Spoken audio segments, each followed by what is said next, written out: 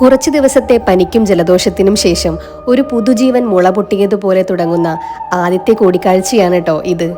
ഓഫീസിലെത്തിയ ഉടൻ കുറച്ച് ജോലികൾ ചെയ്തു തീർത്ത് എൻ്റെ സ്ഥിരം സ്ഥലമായ ഓഫീസിന് പിന്നിലെ ആ പാടവരമ്പത്തെ കാഴ്ചകൾ ആസ്വദിക്കാൻ ഇറങ്ങിട്ടോ.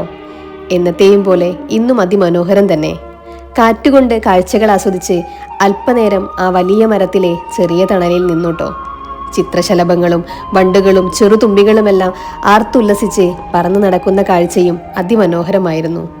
പിന്നീടെപ്പോഴോ മനസ്സിലേക്ക് വന്ന കുട്ടിക്കാലത്തെ സ്മരണകൾ അയവിറക്കി പറന്നു നടന്ന ഒരു തുമ്പിയെ വളരെ പ്രയാസപ്പെട്ട് പിടിച്ച് ഈശ്വരൻ പറഞ്ഞു കല്ലെടുക്കാനെന്ന് ഒരു കള്ളവും പറഞ്ഞ് വളരെ ഭാരമുള്ള കല്ലുമെടുപ്പിച്ച് അത് കണ്ട് സന്തോഷിച്ച ഒരു യൗവന കാലമായിരുന്നു എൻ്റേത്.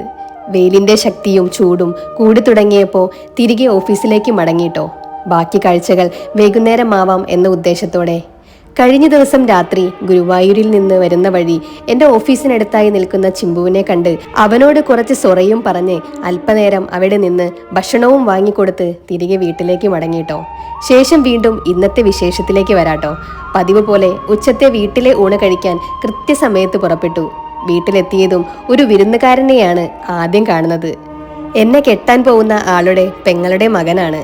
അവനുമായി കുറച്ചു നേരത്തെ സംസാരത്തിന് ശേഷം കൈ കഴുകി അമ്മയുടെ ഇന്നത്തെ സ്പെഷ്യൽ വിഭവങ്ങൾ കൂട്ടി ഒരു ഊണും പാസാക്കി മോരും വെള്ളവും കുടിച്ച് എഴുന്നേറ്റു. കുറച്ചു നേരം എൻ്റെ പോക്കിരി കുട്ടന്മാരുമായി കളിച്ച് ടി വിയിൽ വെച്ചിരിക്കുന്ന ഒരു വാർത്തയും കണ്ട് അതിനുശേഷം എൻ്റെ പിള്ളേരോട് ഒരു ബൈ ബൈ പറഞ്ഞ് ഓഫീസിലേക്ക് മടങ്ങിയിട്ടോ.